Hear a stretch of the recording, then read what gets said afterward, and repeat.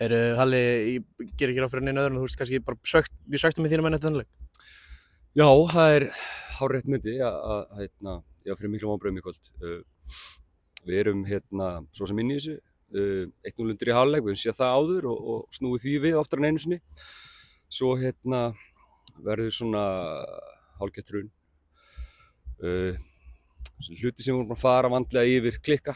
Það er svekkjandi fyrir þjálfara að kannski vera búin að leggja smá ekstra orku á föstu leikadriðin og skyndisóknar hjá þeim og þeir skora bara úr föstu leikadriðum og skyndisóknar. Þannig að það fer þá á mig, alltaf stór partur á því. Og ég bjóst bara ekki við þessu, ef ég segja alveg svo verið. Ég bara hefði trúið því að við getum náð góðum úrslitum í dag og voru viðsfjarri því. Er þetta bara ykkar slakast leikur í sumar? Já, ég myndi segja það sko. Svo sem erfitt að meta, við höfum alveg spilað illa í leikjum þar sem við höfum enga síður verið hættulegir og skora mörk og ekki kannski lekið eins mikið. Þó frammistaðan hafi ekki verið kannski frábær þá þarf ekki að tapa stórt. Við þurfum að verja markið okkar og við þurfum að halda boltanum betur og það er ýmislegt sem betur má fara, það er ekki spurning. Eins og hvað, er eitthvað svona sérstakt, þú náttúrulega talar skyndisóknir og föst leikadriði sem svona klikka kannski lykilpartur í leikýringa, en er eitthvað svona annað sem þú varst bara ósáttur með í leik þinna mann í dag?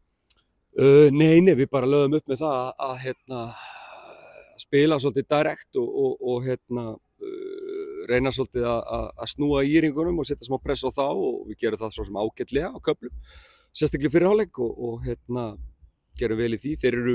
Þeir eru betri en við í þeim leik en ég mata þannig á IR-velli sé kannski betra að setja hann aðeins upp í horninn og svona. Þannig að svona gameplanið var frekar einfalt og gekk svo sem ágætlega.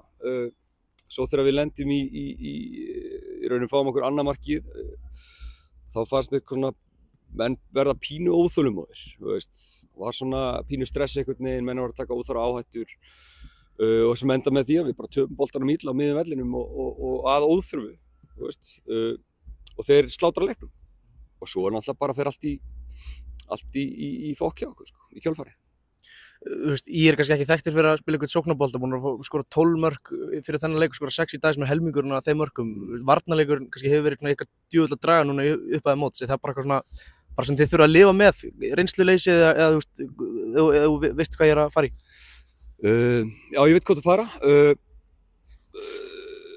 Við þurfum ekkert að lifa með því. Við þurfum bara að vinna í því og það er nokkuð ljóst að það er ýmislegt sem þarf að fara betur þar. Það er ekki kannski ekki bara öftustu fjórir. Það er allur leikur liðsins. Partur af því líka er bara að halda betur í boltan og fá þessi færri sóknir. En það er nokkuð ljóst að ég hef engan áhuga að lifa með því. Ef við náum ekkert að bæta úr þessu þá opnar bara félagsgetagluggi og ég vona bara að stjórnin verði örlát þar og ég geti náð í einhverja menn ef þetta lagast ekki. Ætla Grindavík að styrkja sig núna 17. júlí?